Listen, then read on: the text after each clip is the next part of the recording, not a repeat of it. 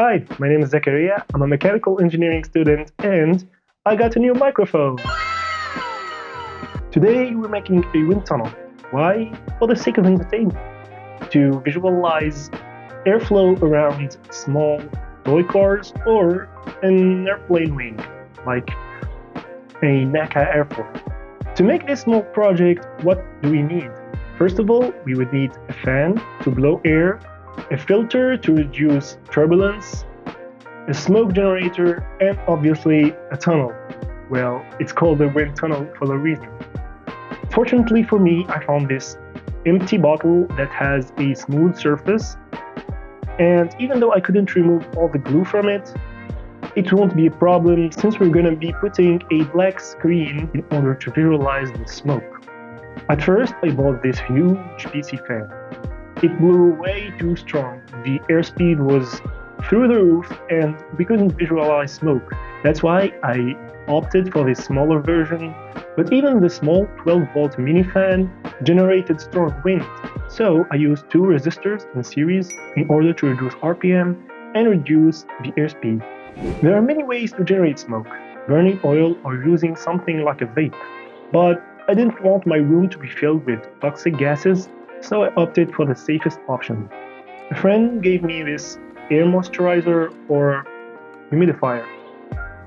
It uses a small ceramic membrane that vibrates at a supersonic frequency to pulverize water drops into micro droplets that get carried by air. Shine some light over it, have a dark background, and you got yourself a small, super safe smoke generator. I designed and 3D printed these honeycomb filters to help reduce turbulence coming from the fan. We want an airflow that's as close to laminar as possible.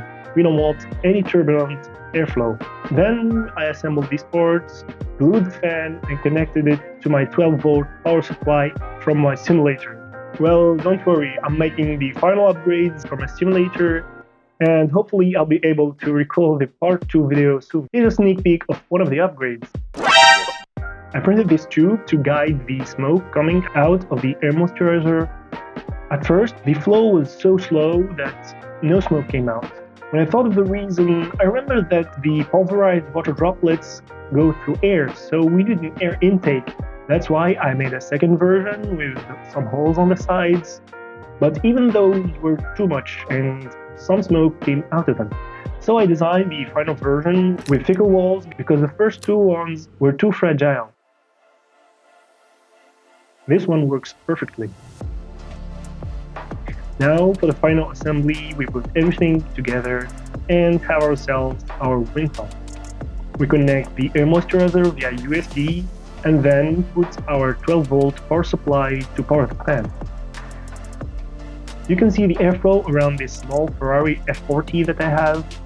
It's pretty amazing how the result came out. And even though I could make some upgrades to the filters in order to have more laminar flow, the result is pretty satisfying. See how airflow sticks to the surface? It has pretty good aerodynamics. Here you can see the role of the rear wing that generates downforce and reduces some drag.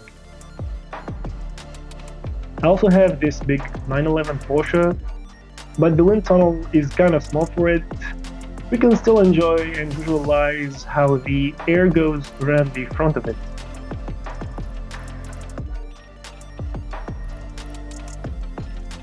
Finally, I 3D printed a small version of a NACA airfoil.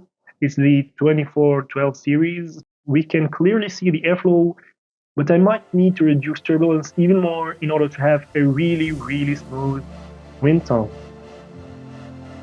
Thank you for watching this video till the end. This project was really interesting to make. I hope to see you in the next video. Peace.